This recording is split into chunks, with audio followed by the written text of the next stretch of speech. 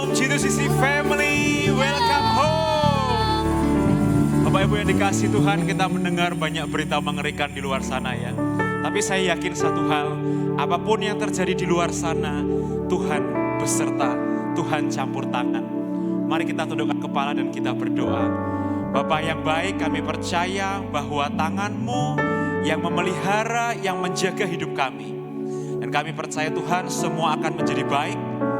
Perang akan berhenti, damai dan kasih Tuhan akan turun mengalir ke atas setiap kepala kami.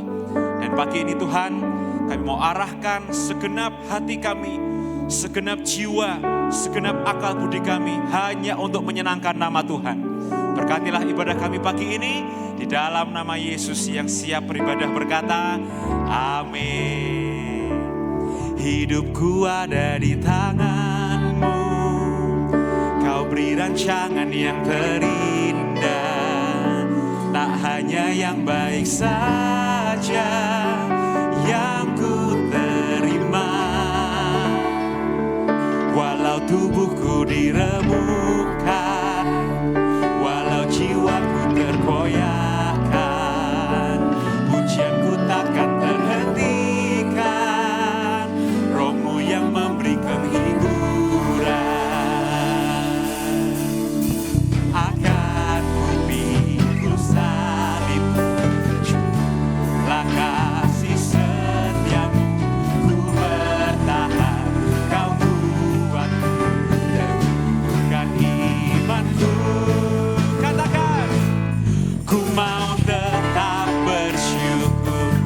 Bersyukur pada Tuhan, katakan segala yang ku alami, biar kehendak-Mu terjadi. Ku mau tetap bersyukur, senantiasa bersyukur.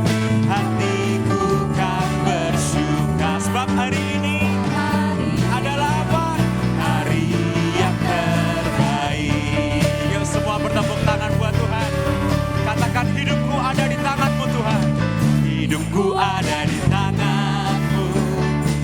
Kau beri rancangan yang terindah, tak hanya yang baik saja yang ku terima. Walau tubuhku diremukkan, walau jiwaku terkoyakkan, pujianku takkan terhentikan, Roh-Mu yang memberi penghiburan. Mari pikul salib bersama Yesus. Akan ku pikul salib, jumlah kasih setiamu, ku bertahan, Kau buatku teguhkan imanku. Ku mau tetap bersyukur, senantiasa bersyukur. Segala yang ku alami, biar kehendak-Mu terjadi. Ku mau tetap bersyukur, senantiasa bersyukur. Hatiku kan bersuka, sebab hari ini. Mari yang mau bersyukur lebih lagi, katakan ku mau tetap bersyukur. Ku mau tetap bersyukur. Kami senantiasa bersyukur atas kebaikan Tuhan, atas rancangan Tuhan yang baik dalam hidup kami. Biar kehendak-Mu terjadi. Ku mau tetap bersyukur, senantiasa bersyukur. Hati kami bersuka Tuhan, sebab hari ini hari yang terbaik. Hari ini hari yang terbaik.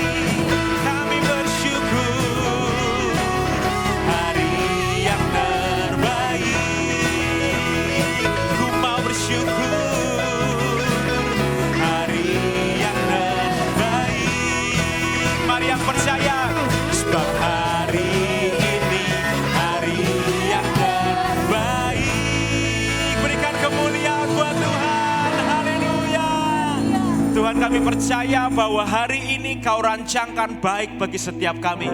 Dan kami akan melihat hari esok dengan penuh harapan, dengan penuh iman kami. Kami percaya Roh Kudus mengalir setiap kami. Ada roh sukacita yang mengalir ke atas setiap kepala kami. Nama Tuhan dipermuliakan dalam nama Yesus. Yang siap memuji Tuhan lebih lagi berkata, amin. Mari saya undang kita semua untuk bangkit berdiri Bapak Ibu. Oleh darah anak domba kita dimenangkan. Kita diberi kuasa untuk menjadi pemenang. Amin. Tepuk tangannya dong buat Tuhan kita. Haleluya. Sekarang telah tiba keselamatan dan kuasa dari Allah kita. Yes Lord.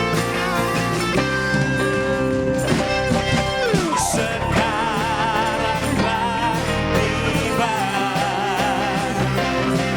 keselamatan dan kuasa dan pemerintahan Allah kita. Kuasa Dia yang diurapinya, karena telah dilemparkannya para pendakwa kita. Sekarang telah tiba, katakan, sekarang telah tiba keselamatan dari Allah, keselamatan dan kuasa dan pemerintahan Allah kita. Kuasa Dia yang diurapinya, karena telah dilemparkan iblis para pendakwa kita. Oleh darah anak domba, oleh kesaksian kita. Mari kalahkan iblis. Iblis dikalahkan, kuasanya dihancurkan oleh darah anak domba. Oleh darah anak domba kita ditebus, kita diselamatkan. Oleh darah, lebih semangat lagi. Haleluya. Oleh darah anak domba, oleh kesaksian. Amin, amin. Kita, iblis kami kalahkan. Yes Lord. Kuasanya dihancurkan oleh darah anak. Boleh kita angkat tangan kita lambaikan buat Tuhan. Oleh darah anak. Amin, amin. Oleh kesaksian kita, iblis dikalahkan. Iblis dikalahkan, kuasanya dihancurkan oleh darah anak domba. Oleh darah anak domba. Oleh darah anak domba. Haleluya, berikan kemuliaan buat Tuhan. Yes Lord, yes Lord. Oleh darah-Mu Tuhan yang menyucikan dan yang menguduskan setiap kami. Kami percaya bahwa kuasa maut telah dikalahkan, telah dipatahkan oleh darah Yesus. Dan Engkau ada buat kami. Kami persembahkan hidup kami sebagai korban persembahan yang hidup, yang menyenangkan hati-Mu Tuhan. Mari tundukkan kepalamu Bapak Ibu. Nikmati hadirat Tuhan. Belajar bersyukur pada Tuhan. Katakan di hatimu, Tuhan Kau baik. Tuhan karya-Mu ajaib. Masa depan yang baik Engkau telah sediakan dalam hidup kami Tuhan. Kami perkatakan ada damai. Kami perkatakan sukacita. Kami perkatakan berkat-Mu yang selalu baru setiap hari. Mari bersyukur pada Tuhan saudara. Oh, terima kasih Yesus. Kami bersyukur. Kami bersyukur. Haleluya. Oh.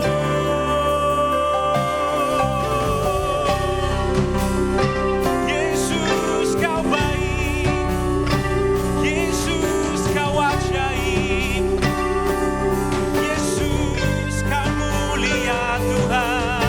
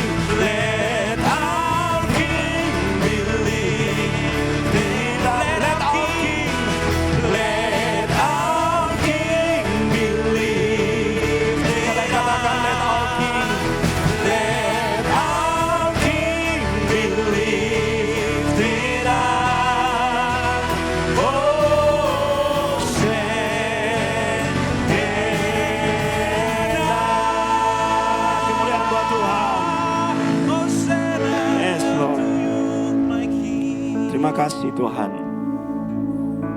Kami mau dengar isi hati Tuhan pagi ini sebelum kami bersekutu dengan tubuh dan darah-Mu.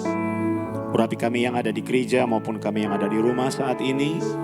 Kuasa-Mu menembus ruang dan waktu, bahkan sampai ke dalam jiwa bagi setiap orang yang mendengar firman Tuhan. Dan sesuatu terjadi, kami pulang tidak dengan tangan kosong. Di dalam nama Tuhan Yesus, semua yang siap mendengar isi hati Tuhan berkata, Amin. Amin. Silakan. Ya, saudara-saudara, pagi ini Abuna bicara dan mengajar kita tentang apa yang sering kali kita dengar, yaitu pengampunan. Dan ini berkaitan dengan hari ini kita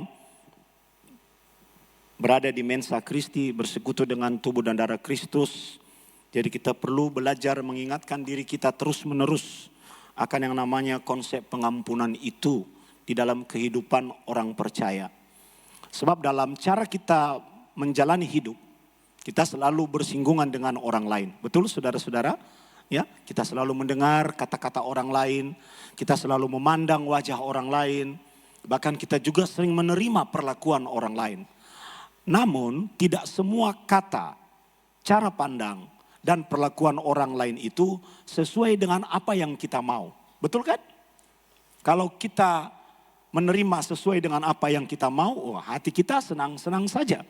Tapi yang namanya rambut sama hitam, isi kepala bisa beda-beda. Cara pandang kita atau cara pandang orang lain terhadap kita bisa bertentangan dengan apa yang kita kehendaki. Perkataannya bisa menyakiti hati kita. Apalagi yang namanya perilaku fisik bisa menyakiti hati kita. Bertahun-tahun saya dendam dengan papa saya. Saudara, kelas 3 SMA, kami punya jam malam, jam 21.00. Saya terlambat 15 menit. Badan saya sudah besar, kelas 3 SMA. Dia waktu itu tidak ada handphone. Saya terlambat 15 menit. Dia sidang saya dan dia memberi tendangan kungfu. Tahu tendangan, kalau dalam film kungfu itu ya, ada namanya jurus tendangan tanpa bayangan. Orangnya terbang dari pintu, lalu saya di kursi, dia tendang. Saya kesakitan. Saya kesakitan. Dan saya nangis kelas 3 SMA. Saya bilang 15 menit terlambat karena saya ngisi bensin. Memang papa saya itu galak saudara.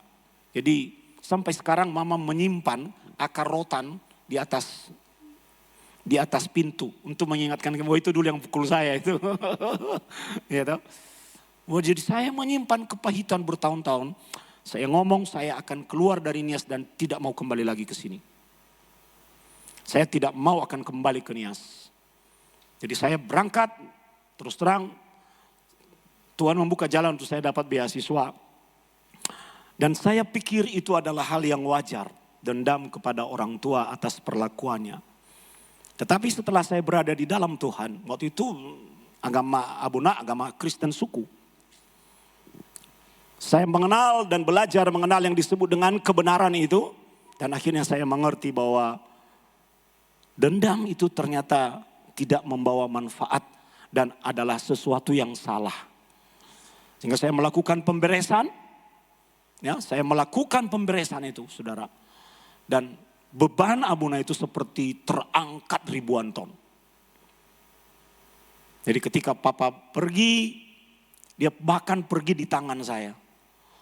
Wow, sesuatu yang berbeda saya alami secara rohani. Dan itu akan saya bagikan kepada saudara pada pagi hari ini. Sebelum kita bersekutu dengan tubuh dan darah Kristus. Agar berkat itu menjadi sesuatu yang berdampak di dalam hidup kita. Yang pertama saudara-saudara, saya ingin menjelaskan bahwa pengampunan itu adalah respon dan bukan inisiatif kita. Tapi respon. Ini seringkali salah dipahami bahwa yang namanya mengampuni itu adalah respon terbaik kita. Tidak, saudara-saudara. Kita harus ubah cara pandang dan pengertian kita bahwa memberi maaf atau mengampuni seseorang itu bukan karena Anda berinisiatif melakukannya, tapi itu adalah sebuah tindakan responsifmu terhadap sesuatu. Nah, respon terhadap apa? Bukan respon terhadap orang yang menyakiti kita, tapi respon terhadap Tuhan. Coba Pak Jimmy membaca Kolose pasal 3 ayat 13.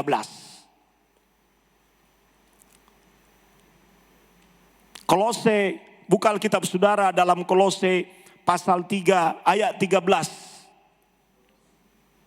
Di sini nanti kita akan mengerti mengapa disebut respon dan bukan inisiatif. Ayat 13. Seorang terhadap yang lain Sabarlah kamu seorang terhadap yang lain. dan ampunilah seorang akan yang lain. Dan ampunilah seorang akan yang lain. Apabila yang seorang menaruh dendam terhadap yang lain, sama seperti Tuhan telah mengampuni kamu. Nah, ini kata kuncinya. Sama seperti Tuhan telah mengampuni kamu, Kamu perbuat jugalah demikian. kamu perbuat juga demikian. Berarti saudara, ketika kita melepaskan pengampunan itu kepada sesama kita manusia, kita disejajarkan dengan Tuhan yang mengampuni umatnya. Kita disejajarkan dengan tindakan Tuhan. Itu sebabnya saya katakan bahwa pengampunan adalah respon, bukan upaya mandirimu sebagai seorang manusia, tapi cermin dari pengampunan yang sudah kita terima dari Tuhan. Itu tidak mudah. Bertahun-tahun ketika saya kuliah itu saya dendam dengan bapak saya. Tapi akhirnya saya mengerti. Saya ingat sekali itu. Saya pernah konseling kepada seorang pendeta senior di kota Semarang ini. Om Bekti, tahu ya? Saya datang ke rumahnya. Om, tolong saya didoakan. Dia tanya kepada saya. Dan ketika dia tumpang tangan, hati saya itu seperti mendapat kelegaan. Dia berkata, Sony, kau mengampuni, kekuatan tidak berasal dari dalam dirimu. Tapi kekuatan itu berasal dari Allah yang sudah terlebih dahulu mengampunimu. Di situ saya berpikir bahwa kalau kita mengampuni, sebenarnya kita seperti dibebaskan dari penjara. Kenapa saudara?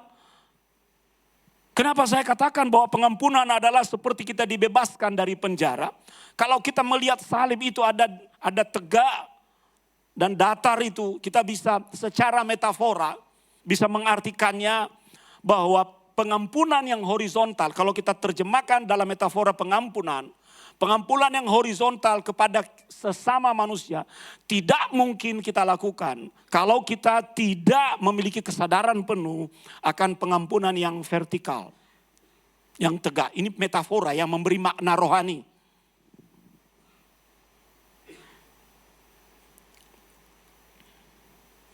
Jadi kita harus membangun pengertian rohani yang benar.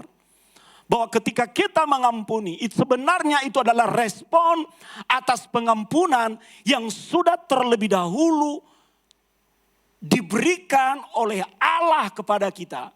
Sehingga kita terbebas dari penjara dan bebas dari status narapidana. Jadi tidak boleh ada alasan bagi kita, yang ini boleh saya ampuni, yang ini tidak mau saya ampuni. Tidak boleh itu jadi alasan. Karena di dalam Kolose pasal 3 ayat 13. Di situ ada perintah. Kamu perbuatlah juga demikian. Kamu perbuatlah juga demikian. Jadi bukan respon terhadap manusia. Respon terhadap Allah. Dan dia sudah membebaskan kita. Kita sudah menerima terlebih dahulu yang namanya pengampunan itu. Maka menjadi tugas dan tanggung jawab kita untuk mengampuni orang lain. Saya ingat sebuah perumpamaan ketika ada seorang yang berutang kepada raja. Dan dia sudah tidak memiliki harta. Dia datang kepada raja, tuanku, aku sudah tidak memiliki apa-apa lagi. Bebaskanlah aku dari utangku. Raja bermurah hati, saudara. Dia ambil, dia panggil panitera, dia cap, bebas. Sudah selesai, bebas. Dia menerima surat itu dari tangan raja. Apa yang terjadi dengan orang ini? Orang yang sama yang sudah menerima pengampunan itu, dibebaskan dari utangnya, keluar dari istana raja. Misalnya utangnya kepada raja 1M. Ketika dia keluar dari istana raja, dia berjumpa dengan seorang yang juga berutang kepadanya. Utangnya berapa? 1 juta. Utangnya kepada raja jauh lebih besar daripada utang orang kepadanya. Apa yang dia lakukan di sana? Dia panggil orang itu dan berkata, bayar utangmu. Tetapi orang ini berkata, tunggulah. Dia melakukan negosiasi, aku tidak punya uang, aku tidak mampu. Dia injak leher orang itu. Peristiwa itu dilaporkan kepada raja. Dan raja memanggil kembali orang ini dan menghukumnya dengan berat. Inilah yang akan terjadi kalau kita tidak memberikan respon terhadap pengampunan yang sudah kita terima dari Tuhan. Dan tidak menjadikan pengampunan sebagai habit kita, kebiasaan dan perilaku kita terhadap orang-orang lain. Sebab kita sudah menerimanya terlebih dahulu. Haleluya. Haleluya. Poin yang kedua. Mari kita baca sama-sama ini. 2, 3. Dendam adalah penyakit yang membebani dan menghambat pertumbuhan. Pak Jimmy baca Efesus pasal 4 ayat 31. Efesus 4 ayat 31 berkata, segala kepahitan, kegeraman, kemarahan, pertikaian, dan fitnah hendaklah dibuang dari antara kamu. Demikian pula segala kejahatan. Hendaklah dibuang dari antara kamu. Hendaklah dibuang. Jadi ini adalah anjuran. Kamu nurut, kamu diberkati. Kamu enggak nurut, karepmu. Tapi setiap tindakan itu ada konsekuensi. Segala kepahitan. Kepahitan itu disimpan di mana? Dalam hati. Segala kegeraman, geram, kesel. Di mana disimpan? Di dalam hati. Kemarahan itu tersimpan di dalam hati. Pertikaian tersimpan di dalam hati. Fitnah memang keluar dari mulut, tapi itu berasal dari hati yang belum beres. Saudara, orang-orang yang selalu menyimpan dendam di dalam dirinya, itulah yang menjadi terpidana atas kehendaknya sendiri. Dan saya mau beritahu kepada saudara, terpidana atas kehendak kita sendiri. Shekel dan dolar itu kalau diperintahkan masuk, mereka langsung masuk ke kandang mereka masing-masing. Itu karena ada perintah.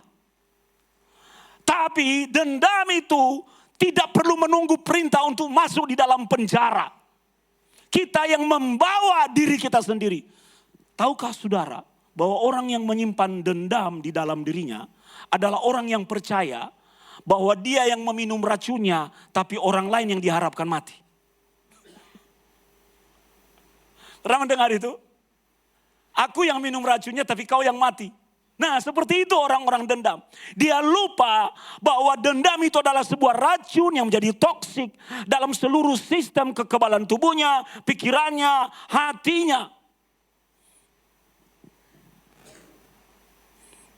Sebab menyimpan kesalahan orang lain akan memenjarakan hidup kita. Dan pengampunan adalah kunci sel yang membebaskan kita. Makanya dikatakan dendam itu adalah penyakit yang membebani. Memang mungkin kita terlihat berjalan gagah dan tegak. Tapi tanpa kita sadari, ada sebuah beban berat. Bukan beban fisik, tapi beban jiwa dan beban roh. Dan itu jauh lebih berat daripada beban fisik. Sebab beban fisik bisa diukur beratnya 1 kilo, 2 kilo, 1 ton, 500 gram dan sebagainya. Beban rohani tidak terukur. Makanya dikatakan penyakit yang membebani. Tahu penyakit yang membebani? Jangan permisif dengan yang namanya penyakit, saudara. Saya punya teman. Ketika kami makan, dia makan sembarangan. Sementara saya membatasi makanan, saya lihat mana yang sehat buat saya. Abuna memang dididik keras oleh Abuni soal itu. Mana yang minimal berdampak. Dia berkata, kenapa Pak? Kenapa bro? Loh, saya balik tanya, bukannya kamu punya penyakit gula? Kok kamu makan sembarangan?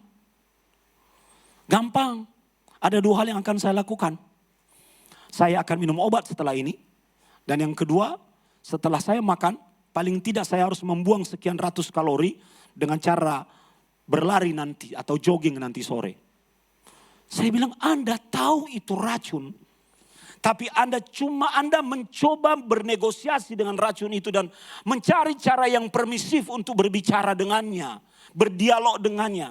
Padahal itu sesuatu yang harus Anda hindari. Itu penyakit. Dia berkata, kan ada obat. Nah, paradigma ini yang harus kita rubah di dalam kehidupan kita. Kalau Anda tahu itu racun bagimu, jangan minum. Dan geser pandanganmu bahwa Anda yang minum orang lain yang mati. Tidak, yang minum racun itu yang mati.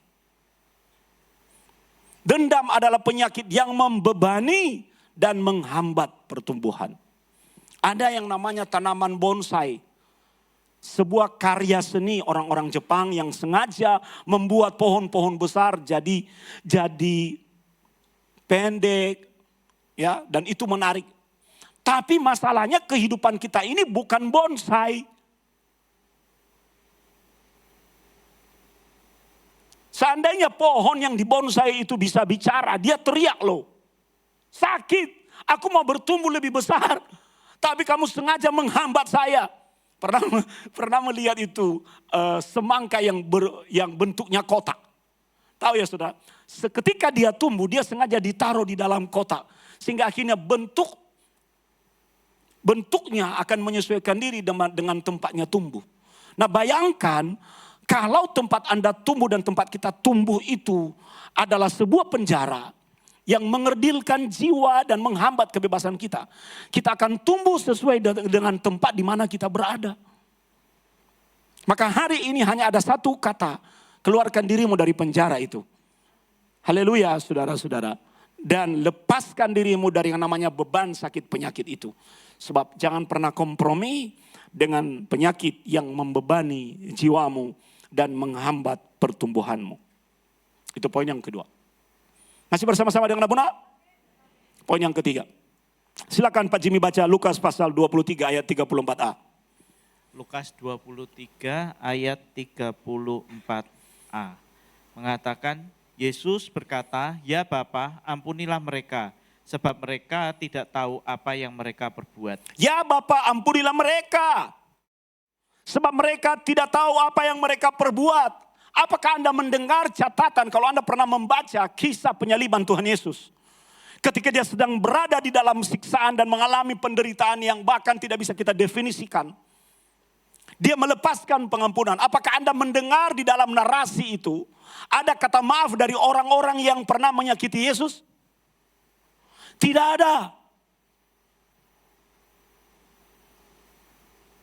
Tidak ada kata maaf.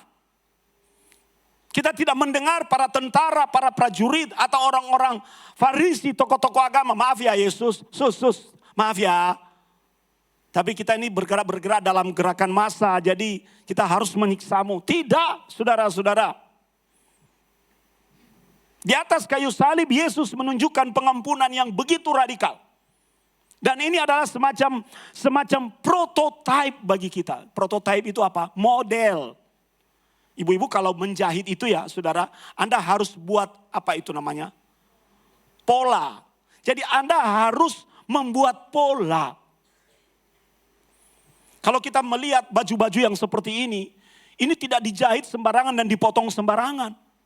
Dipotong dengan pola. Dengan ukuran ini XL, ini L, ini M, ini S. Itu artinya prototipe. Pola yang kita ikuti supaya yang kita hasilkan sesuai dengan pola itu. Makanya ada barang-barang yang kita katakan barang-barang tidak berkualitas, tidak bermutu. Karena dia tidak mengikuti tepat seperti pola. Hari ini kita belajar tentang standar tertinggi kehidupan Kristen, saudara. Bahwa pengampunan itu tidak menunggu orang lain berubah. Tidak menunggu orang lain datang kepadamu dulu. Tapi ini bicara soal relasi kita dengan Kristus. Sudah 3 minggu mobil saya belum jadi. 4 minggu. Kemarin saya WA, piye, aku sudah terganggu. Piye, udah 4 minggu. Sebenarnya dalam hati kesel. Kamu serius gak? Saya bilang. Nah, apa yang membuat emosi kita terkendali? Apa yang membuat hati kita terkendali dengan semua situasi-situasi itu? Karena kita punya pola. Kata prototype selain pola, selain model adalah panutan. Dan yang namanya panutan itu adalah kita menjadikannya sebagai teladan buat kita. Kita ikuti caranya bergerak. Kita ikuti caranya bicara. Kita ikuti caranya bertindak. Kalau di dalam dunia mode saja kita bisa begitu. Kenapa dalam kehidupan rohani kita nggak begitu?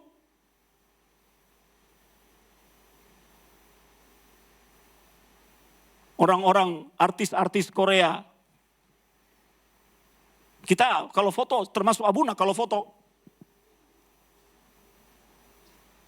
Gitu. Baju kita ikut mode. Mari kita mulai juga berpikir bahwa ada pola-pola rohani yang perlu kita ikuti. Jangan pernah berkata, yang itu aja boleh, aku kok enggak. Jangan mengikuti pola yang tidak baik. Seringkali justru hal-hal yang tidak baik begitu cepat kita ikuti. Begitu cepat kita responi. Nah itu kok kayak gitu. Ya aku gitu toh. People suka begitu saudara. Saya bilang itu kan contoh yang tidak baik. Ikuti contoh yang baik. Ada pola. Memang kadang-kadang kita perlu dijorokin oleh orang yang benar agar pola itu terbentuk dalam hidup kita. Kemarin saya terima foto dari Yohana, saudara. Jadi Abuna itu selalu memantau yang namanya para pemimpin masa depan G2CC ini. Mereka satu geng, ya, dan mereka wajib lapor prestasi mereka setiap semester. Kemarin ada yang saya marahin karena ada nilai D. Saya marahin, enggak boleh. Nanti kamu saya sunat lagi, saya bilang. Semester depan tidak boleh ada nilai D. Nah, mereka ternyata saya tidak tahu ceritanya. Sampai Yohana baru kirim saya. Jadi rupanya antar mereka jorokin temannya masuk ruang saya. Lalu mereka ketuk pintunya, Abuna ada yang cari, lalu didorong. Karena dia belum saya periksa. Jadi selalu, dan mereka ngintip-ngintip. Nah, tapi saya senang. Walaupun dia ada nilai D, IP-nya masih di atas 2,5. Dan semua anak-anak kita ini pintar-pintar, saudara-saudara. Mari kita tepuk tangan dulu untuk mereka.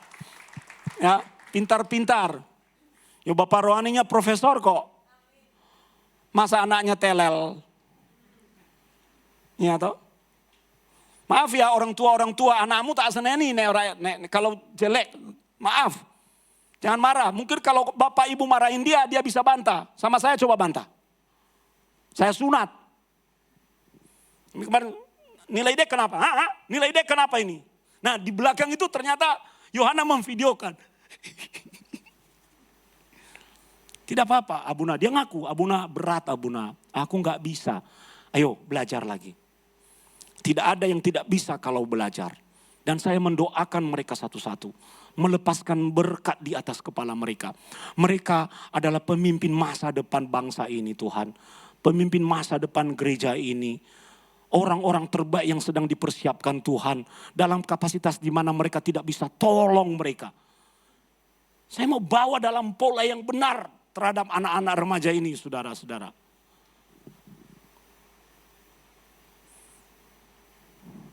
Dan saya bangga. Kemarin saya menerima berita. Talia sekolah di mana? Di Krista Mitra. Dapat penghargaan silver medals. Karena apa? Kemampuan berbahasa Mandarin.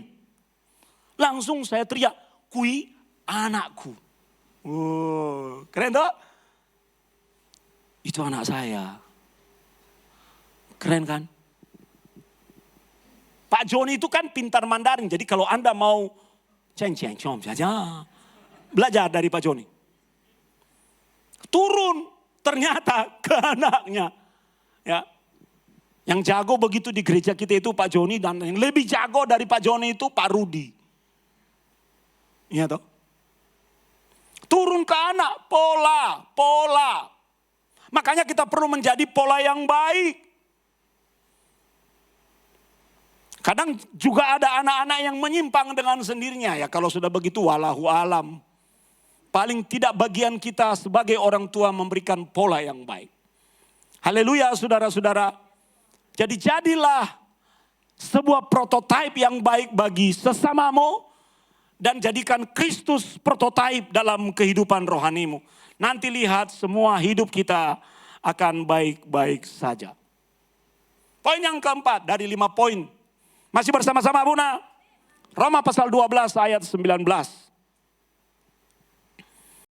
Silakan Pak Jimmy. Roma 12 ayat 19 berkata, saudara-saudaraku yang kekasih, diintroduce dengan kalimat persahabatan. Saudara-saudaraku yang kekasih. Jadi kalau kita baca komentarnya artinya seperti merangkul pundaknya. Saudara. Enak diomongin gitu toh. Ya, speak the truth with love. Daripada saudara-saudaraku yang kekasih. Kau kerungu para. Enak gitu toh. Ya, itu namanya pendekatan persuasif. Lanjut. Janganlah kamu sendiri menuntut pembalasan. Janganlah kamu sendiri menuntut pembalasan. Ini kalimat perintah. Jangan tuntut pembalasan. Lanjut. Tetapi berilah tempat kepada murka Allah. Tetapi berilah tempat kepada murka Allah sebab ada tertulis. Pembalasan itu adalah hakku. Hakku. Akulah yang akan menuntut pembalasan firman Tuhan. Akulah yang akan menuntut pembalasan firman Tuhan. Jadi di sini kita diajar bahwa yang menjadi hakim agung itu adalah Tuhan sendiri. Jadi saat kita menolak mengampuni, katakan menolak mengampuni, kita sedang justru merebut kursi yang seharusnya diduduki Tuhan. Karena orang yang menolak menghakim, orang yang menolak mengampuni akan bertindak melakukan pembalasan. Tapi yang namanya Tuhan itu adil, saudara. Sangat adil dalam caranya bekerja, dalam caranya memproses hidup kita. Kalau kita pernah tersakiti oleh sikap dan perilaku orang lain, maka marilah kita menyerahkan semuanya itu kepada Tuhan. Tapi karena firman ini memberitahu kepada kita bahwa pengampunan adalah haknya Tuhan. Tapi cara kita menyerahkannya harus benar. Jangan berdoa dan berkata, Tuhan, hatiku sakit. Aku tersakiti benar dengan tindakan dan perilakunya. Firman-Mu berkata, pembalasan adalah hakku. Hajar dia Tuhan, hantam dia. Buat mobilnya kena Tuhan, buat motornya gembes. Buat dia kesetrum listrik. Buat kakinya terantuk batu. Itu enggak bisa. Firman itu enggak berlaku. Put your trust in God. Tuhan, hatiku tersakiti, bantu aku melepaskan pengampunan kepada orang lain. Di saat itu tercatat di sorga, di satu masa di depan, Tuhan akan bertindak untuk melakukan sesuatu atas orang itu. Dan persoalan dengan Tuhan. Biarkan dia selesai dengan proses itu. Saya bilang, saya berdoa supaya kelingkingnya cepat kering ya Pak, dan pulih. Ya Pak, ampuni saya. Saya diingatkan Tuhan, ini hukuman yang saya terima dari Tuhan. Dia sendiri yang ngomong. Kadang kan kita kesel, kadang kita jengkel. Ini orang berdosa, ini orang hidupnya nggak benar. Kok petantang petenteng, ada telur, 2 atau 3 telur di keleknya. Jadi kalau jalan, ya toh, kadang kesel toh. Tapi ingat ayat ini, Tuhan akan punya urusan dengan dia. Kita tidak pernah tahu Mungkin ada satu penyakit yang sedang dia derita. Mungkin juga dia tidak bisa tidur nyenyak. Yang penting bagi kita, kita tidur nyenyak. Amin, amin.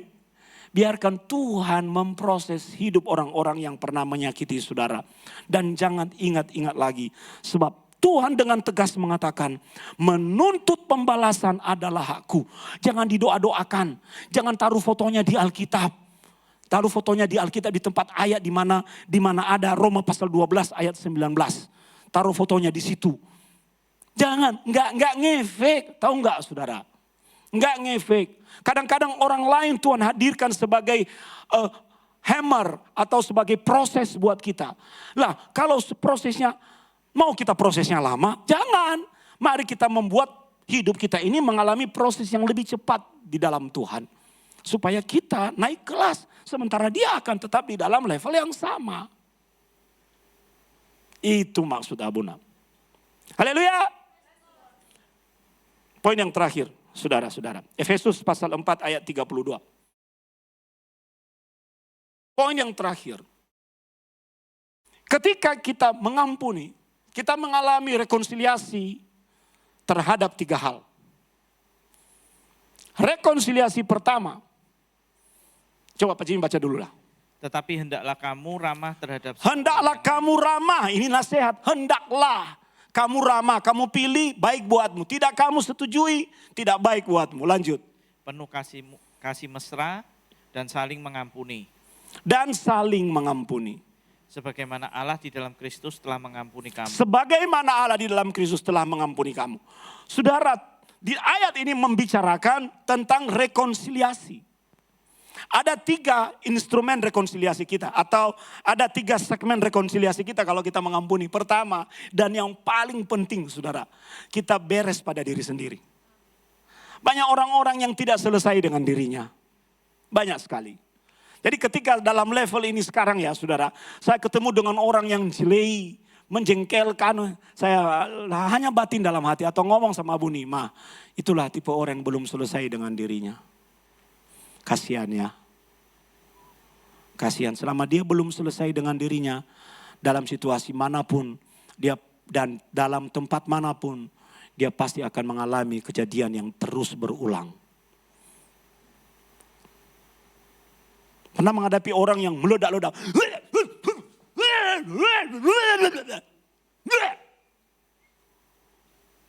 Itu belum selesai dengan dirinya. Yang emosinya tidak stabil, belum selesai dengan diri. Kita justru mendoakan itu. Itu gunanya firman Tuhan ini. Yang kedua, rekonsiliasi dengan diri sendiri. Yang kedua, rekonsiliasi dengan sesama. Sungguh alangkah baiknya, sungguh alangkah indahnya bila saudara ngapain? Hidup rukun bersama. Rukun itu mendatangkan bukan hanya berkat jasmani, tapi berkat rohani. Makanya suami istri itu rukun ya. Anak dengan orang tua rukun supaya anak itu masa depannya baik. Dalam komunitas kita rukun. Segala jalan akan Tuhan buka bagi orang-orang yang menjadi pembawa kerukunan. Beres dengan sesama. Mungkin Anda sudah terpisah dengan dia. Yang penting hatimu sudah beres. Amin saudara. Ya, udah beres di sini. Udah. Karena Tuhan punya pengadilannya sendiri-sendiri bagi setiap orang. Kita nggak bisa mengadjust orang lain. Nggak bisa mengatur volume orang lain, mengatur bassnya, mengatur volumenya. Kita nggak bisa, yang kita atur-atur diri kita. Dan rekonsiliasi yang ketiga adalah rekonsiliasi dengan Tuhan. Sumber berkat itu Tuhan. Sumber segala jalan keluar itu Tuhan. Berkali-kali Abu mengajarkan kalau Anda menjadi dan tertanam menjadi jemaat di G2CC Family, saya nggak peduli masa lalumu, nggak peduli. Mau Anda siapa masa lalu itu bukan urusan saya. Yang saya pedulikan adalah sekarang hidupmu jadilah jauh lebih baik. Kita mulai sesuatu yang baru di tempat ini. Amin, amin. Saya tidak menghakimi saudara gini. Bukan tipe Abuna yang begitu. Mulai sesuatu yang baru berjalan bersama dengan Abuna. Supaya hidupmu mengalami rekonsiliasi. Hidupmu diberkati, ada pandangan, pemahaman yang benar, pengertian yang benar dan baru. Oh iya ya, firman ini meneguhkan aku, menegur aku. Aku harus membawa perubahan yang benar. Saya sudah mulai mengeluh dengan, saya tidak sedang minta HP buat saudara ya. Tidak, tapi sudah mulai mengeluh. Karena ini kantor Abuna. Email, apapun ada di sini semua. Saya bisa mantau, apapun bisa di sini semua. Belakangan ini sudah mulai hang. Sudah mulai hang. Kadang saya pencet, nggak bisa. Misalnya kalau Facebook itu ada tombol, misalnya nggak bisa. Saya harus restart dulu, baru bisa. Padahal memorinya 1 giga. Ingat ya, saya cerita ini bukan minta HP ya. Tapi saya mau memberi sebuah ilustrasi buat kita. No. Ya, jadi saya harus restart, udah panas, nanti saya diamin dulu, ya, hang. Jadi apa yang kita lakukan supaya dia bisa berfungsi normal kembali? Biasanya di tombol ini, misalnya kalau sudah terlalu banyak yang kita buka, maka di sini kan ada apa namanya kita close all, benar kan? Supaya tidak tersimpan di memori, betul kan? Sehingga kita lebih cepat. Itu namanya tindakan soft. Tindakan yang hard adalah kita restart. Tekan tombol restart. Ya. Mana itu? Tekan tombol restart, dia ulang, dia reset memorinya dari awal. Betul? Atau yang bisa kita lakukan, kita hapus-hapus semua program yang tidak terpakai. Loh, AI Abuna ada di sini. Semua panas, bekerja di belakang layar. Apapun, ini kantor saudara. Saya tidak boleh kehilangan 2 hal di dunia ini. Selain Tuhan ya, pertama tidak boleh kehilangan HP. Yang kedua tidak boleh kehilangan Abuni. Jadi kadang-kadang kalau Abuna perjalanan dinas itu, tidak boleh bawa istri. Abuna gak bisa tidur. Ya. Nah kadang-kadang ini hang saudara. Hari-hari ini frekuensi hangnya sudah semakin jadi. Nanti dia on gak bisa dihubungi. Jadi apa yang harus saya lakukan? Di restart ulang. Betul kan? Atau close all. Benar kan? Nah seperti itu hidup orang yang seluruh program dendam, kepahitan, kejengkelan, apalagi tadi, semua ada di dalam dirinya dan on sekaligus. On sekaligus. Makanya kalau kita adalah HP, kita jadi hang. Baterainya cepat panas. Coba lihat wajah kiri kananmu, wajah hang gak itu? Serius. Saya berusaha menggunakan contoh ilustrasi supaya Anda nangkap. Itu wajah kalau hang itu nggak menyenangkan loh saudara. Wajah hang itu, hang. Jadi ingat-ingat hang ya, hang. Kepalamu hang, hatimu hang. Semua organ tubuh kalau udah hang itu saudara, masalah. Sakit penyakit. Oktober sampai Januari Abuna hang saudara. Ya, nanti belum kesaksian Abuna. Abuna akan ambil waktu. Bagaimana Tuhan memproses Abuna dengan kesakitan. Naik tangga itu sakit saudara.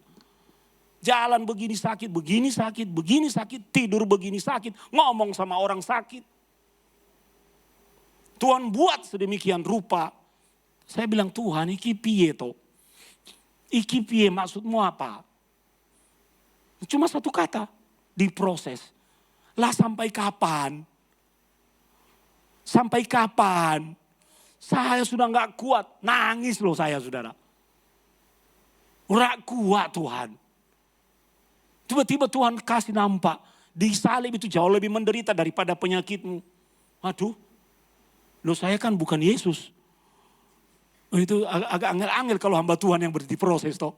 Argumennya banyak, betul ya gak Pak Johan? Ya tuh, ini orang biasa kan gampang ngomong, lah iki pendeta. Lah argumennya betul, nah aku kan bukan Yesus Tuhan. Ya tuh, ini sampai kapan? Hang. Apalagi kalau otaknya yang hang saudara.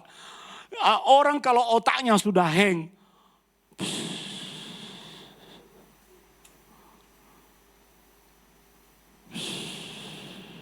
Tahu? Tahu? Apa itu? bocor halus. Jadi gak tahu tiba-tiba bannya udah gembes. Nek bocornya besar, langsung bisa beres. Kalau bocor halus, itu mohon maaf, seperti kalau orang kentut, buang angin. Ya toh? Biasa menurut riset yang Bunda baca, kalau orang buang angin diam-diam, biasanya bau. Yang ketawa pelakunya. Ya toh? Tapi kalau bunyi kencang, enggak bau. Karena dia nyimpan gas. Makanya saudara, kalau otakmu hang, ingat-ingat ya Bunda ya. Jangan sampai hatimu hang, seluruh sistem tubuhmu tidak akan bekerja sesuai dengan yang kita harapkan. Enggak bekerja. Jangan jadi orang Kristen yang hang. Pemain musik maju ke depan. Jangan saudara-saudara. Colek kiri kanan katakan, jangan hang ya. Saudara mengerti firman Tuhan malam ini, hari ini? Ya. Fer, jangan hang ya. Dia paling ketawa kalau udah begini-begini. Cari Johnny loh. Ya toh. Ya, jadi kalau Anda sudah mulai melihat orang muka,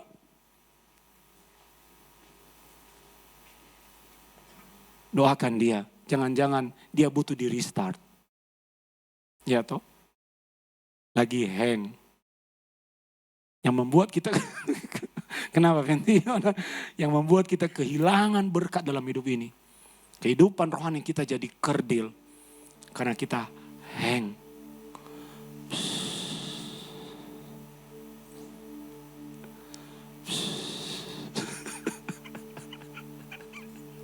Ingat-ingat nanti kalau jalan.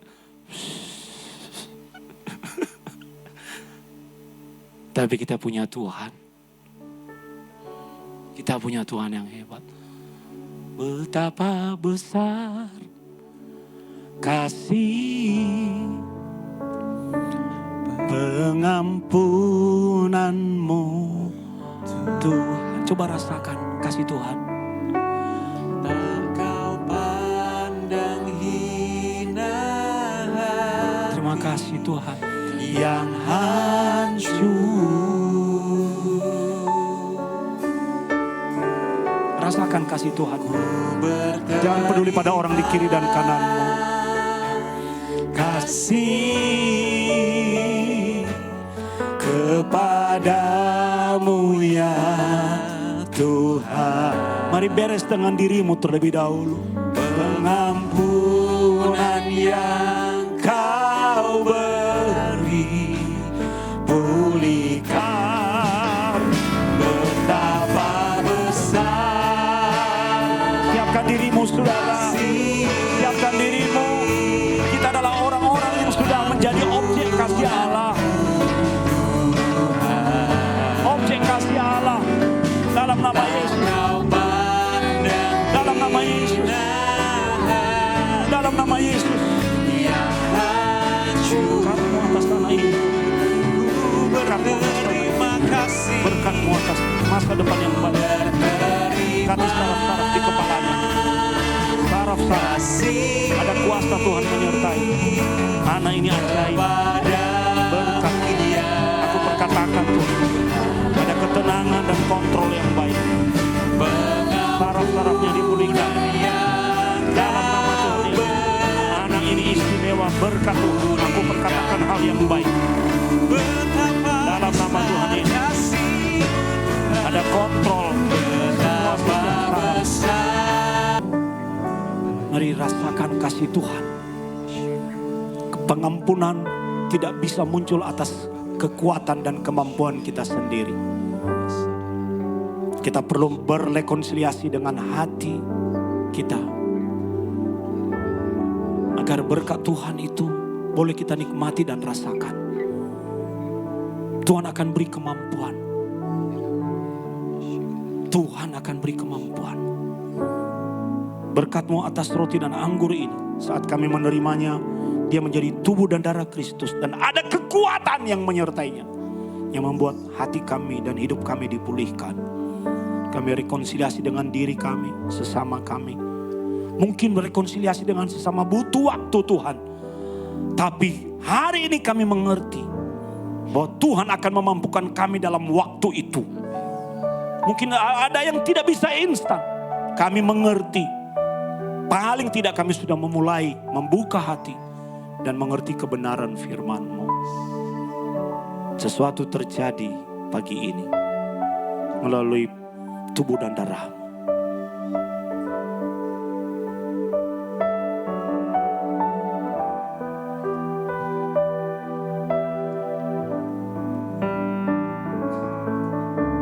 Dalam nama Tuhan Yesus.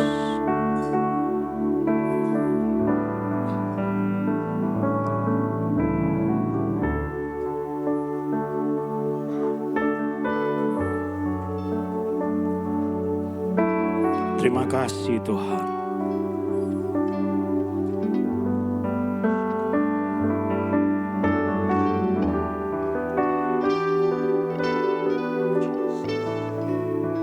Kau yang sudah menerima roti dan anggur, berdoa di hadapan Tuhan.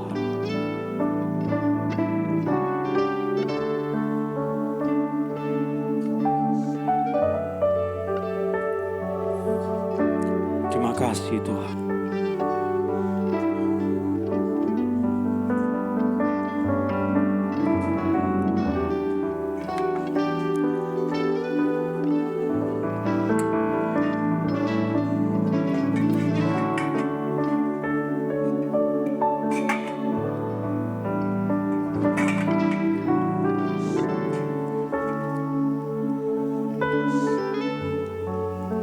Thank you Lord.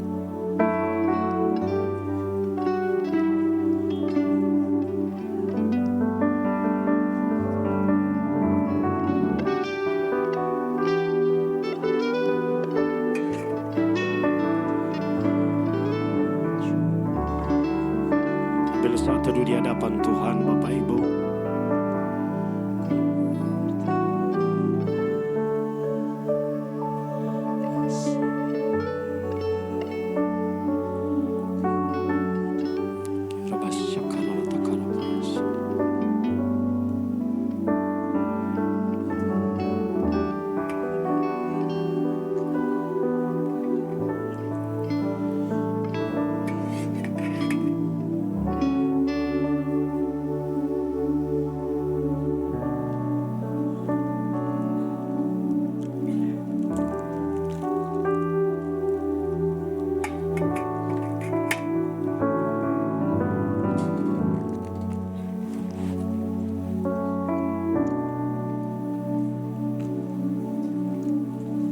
Mari angkat roti ini tinggi-tinggi di hadapan Tuhan.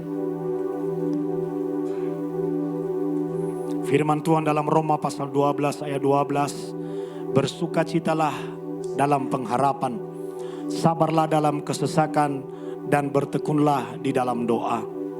Sebab apa yang telah kuteruskan kepadamu telah kuterima dari Tuhan, yaitu bahwa Tuhan Yesus pada malam waktu ia diserahkan, mengambil roti dan sesudah itu ia mengucap syukur atasnya.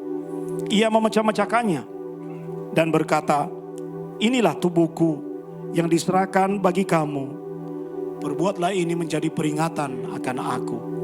Apakah engkau percaya dengan mengangkat roti ini engkau memperingati kematian Kristus? Dan ketika engkau memakannya, engkau menjadi bagian dari tubuh Kristus. Amin. Di dalam nama Tuhan Yesus mari kita makan. Nama Yesus.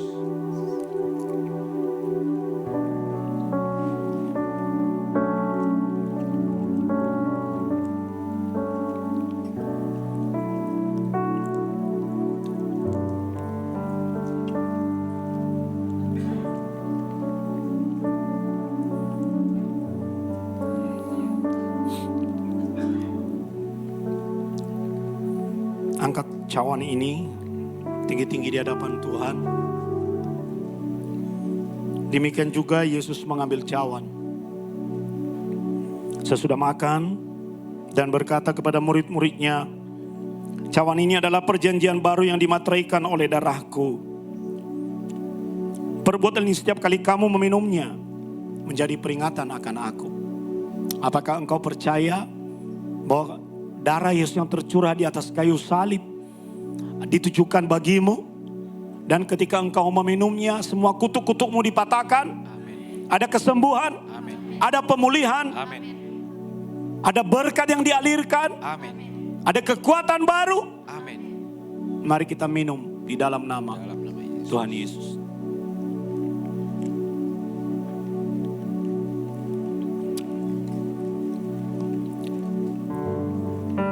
Terima kasih Tuhan.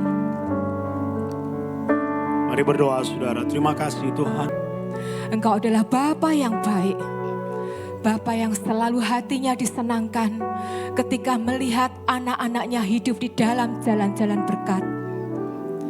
Dan firman-Mu menegur setiap kami pagi hari ini Tuhan. Agar kami mengampuni orang-orang yang sudah berbuat salah kepada kami.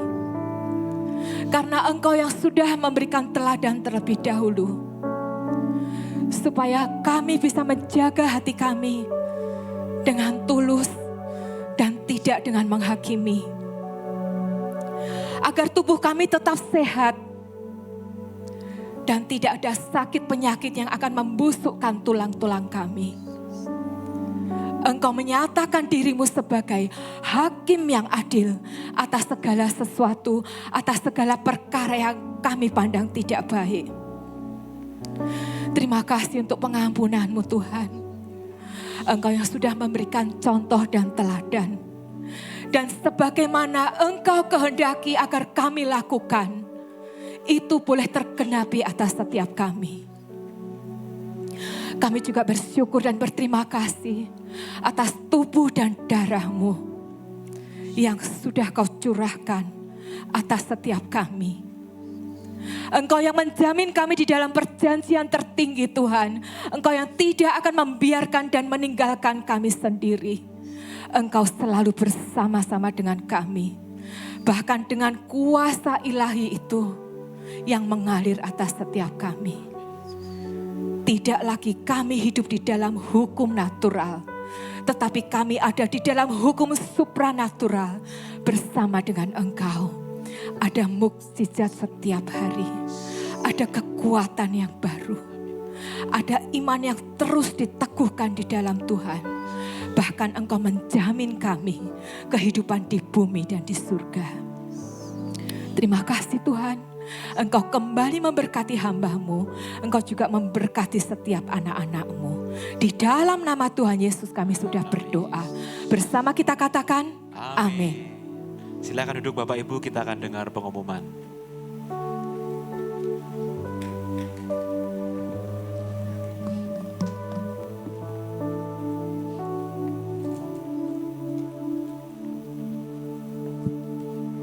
Shalom Bapak Ibu. Shalom, selamat pagi. Terima kasih Abuna untuk firman-Nya pagi hari ini.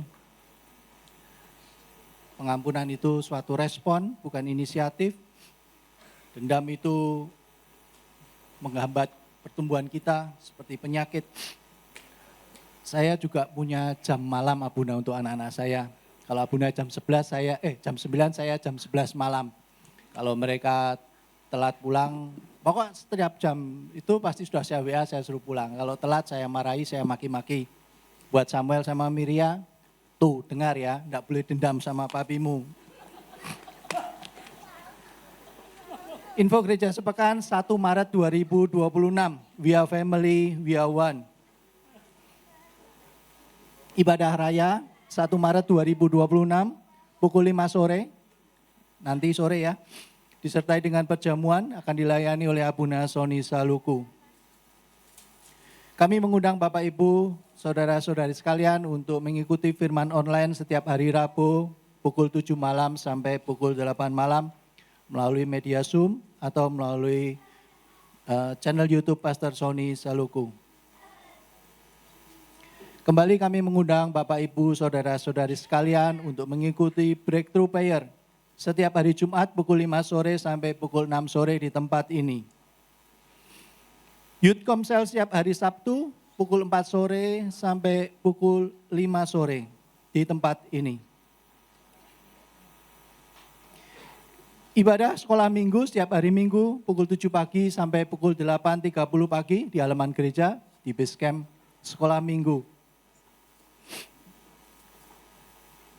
Gereja mengadakan donor darah pada hari Minggu tanggal 8 Maret 2026 setelah ibadah pagi. Bagi Bapak Ibu, saudara-saudari sekalian bisa mempersiapkan diri sebelum mengikuti donor darah. Jemaat pastoral dan gembala mengucapkan happy birthday and happy anniversary bagi jemaat yang merayakannya minggu ini. Dengan panjang umur, Tuhan akan mengenyangkan kita. Mengimbau bagi Bapak, Ibu, Saudara, Saudari, ataupun ada anggota keluarga yang sedang demam, flu, batuk, pilek, tidak diperkenankan untuk mengikuti ibadah secara onsite, harap mengikuti ibadah secara online. Tetap menerapkan protokol kesehatan dimanapun kita berada, serta beraktivitas. Demikian info gereja sepekan, selamat hari Minggu, Tuhan Yesus memberkati, Shalom. Shalom, terima kasih. Berarti masih ada lanjutannya sebenarnya itu Pak Imron. Tidak akan maki-maki lagi, ya kan? Tidak ada tendangan tanpa bayangan. Itu yang saya tunggu-tunggu. Jangan telat pulang malam. Nanti pun yang repot. Ya? Oke. Ya baik. Tapi untung Pak Imron ini. Untung saya ini nggak punya anak perempuan Pak. Pak Imron kan punya toh. Kalau saya punya anak perempuan, saya datangin, saya antar. Ya kan, saya punya tugas tambahan. Kalau pacaran saya tungguin. Kenapa? Model saya agak narsis sedikit. Siapa kamu? Ngapain kesini?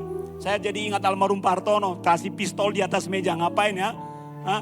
Dekatin anak saya ngapain misalnya? Ya toh? Mungkin karena itu dia tidak kasih saya anak perempuan. Ya, kalau enggak, mau pacaran diajak sama cowok. Kemana? Kesini. Jam berapa pulang? Naik apa? Siapa cowoknya? Rumahnya di mana? Orang tuanya siapa? Kamu di mana? Saya datangin di situ saudara. Ya kan?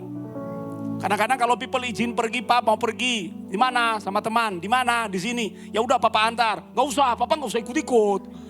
Ya kamu nongkrong di mana nanti Papa di tempat lain sama Mama. Gak usah. Ya, saudara-saudara, itulah dinamika menjadi orang tua ya. Ya, selamat buat Cheryl ya. Kita beri tepuk tangan dulu ya. Dapat beasiswa dari Haga Bank ya. Ya, itu prestasi yang sangat luar biasa. Seleksinya ketat. Kita mengucap syukur begitu cara Tuhan menolong, membantu. Ya, kita juga jangan lupa bahwa doa Fani datang ke Indonesia berlibur dan full pelayanan. Besok pagi jam berapa berangkat Van? Jam 12. Semua baik-baik ya. Sukses di sana ya, balik lagi. Nanti kalau libur lagi balik lagi ke sini.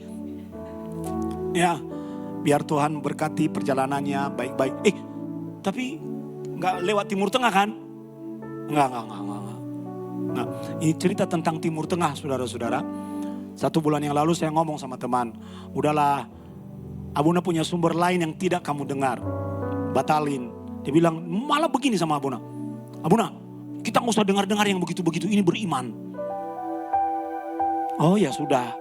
Jadi Oma langsung komentar di Facebook saya itu. Ya sudah. Ya toh, kejadian. Kemarin pagi Israel nyerang Iran, balas-balasan tembak-tembakan rudal. Jam 6 tadi malam, kemarin sore mereka sudah di bandara, harusnya terbang. Jam 6 mereka sudah di bandara. Saya berkata, nah apa saya bilang? Akhirnya cancel. Jadi kita berdoa agar Timur Tengah berdamai. Ya, damai saudara. Jadi Israel nyerang Iran.